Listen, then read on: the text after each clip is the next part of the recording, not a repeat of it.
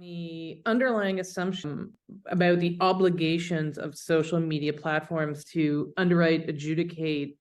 I mean, the 6B investigation that you're doing now is framing it up to understand what they've been doing, but is there an obligation for them to be protecting consumers and vetting the ads, vetting the merchants? Can you talk about that a little bit? I would argue certainly that irrespective of the classical legal obligation, that they certainly have an obligation to their consumers.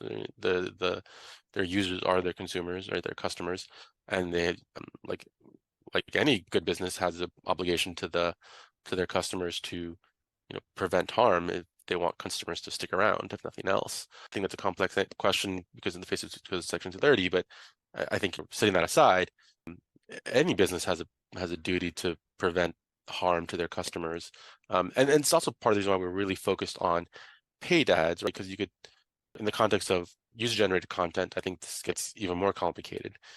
But here we really are focusing on ads, or for which the company has a contractual relationship, has a business relationship with the advertiser.